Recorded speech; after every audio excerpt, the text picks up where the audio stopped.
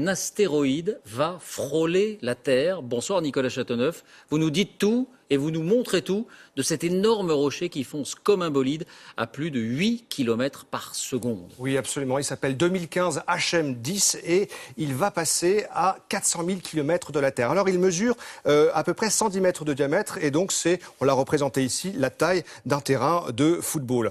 400 000 km, eh bien, ça paraît beaucoup dans l'espace, mais en fait, c'est très très peu puisque c'est la distance entre la Terre et la Lune. Donc, on peut dire vraiment qu'il va nous frôler. Et quel effet provoquerait une collision? Et puis, est-ce que ça a des chances d'arriver d'une manière générale? Alors oui, tout dépend de la taille, David. 500 grands astéroïdes représentent une menace potentielle pour ce siècle. Et si l'un d'entre eux frappe la Terre, eh bien, ça pourrait faire très mal. Regardez, imaginons en effet la chute d'un astéroïde de 10 km de diamètre. Eh bien, l'énergie dégagée représenterait 5 milliards de fois la bombe d'Hiroshima. Cela provoquerait un cataclysme géant avec des éruptions volcaniques, des tremblements de terre et sans doute la disparition de la plupart des espèces. Alors, ce n'est pas vraiment de la science-fiction, c'est déjà arrivé il y a des dizaines de millions d'années.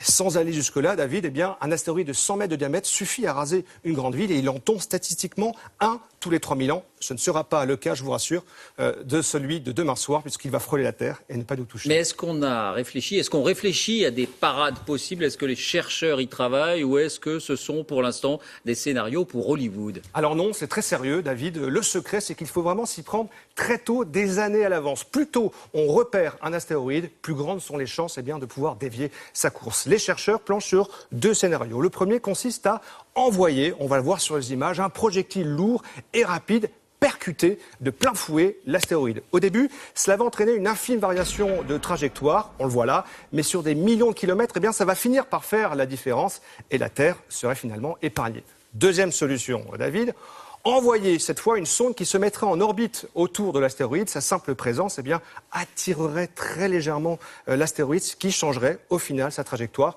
et nous serions sauvés. Maintenant, imaginons le troisième scénario, le pire, celui d'un astéroïde que nous n'avons pas eu le temps de repérer et qui fond sur nous.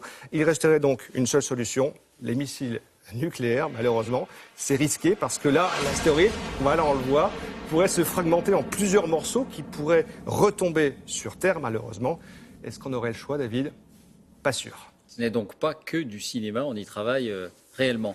Absolument. Merci Nicolas.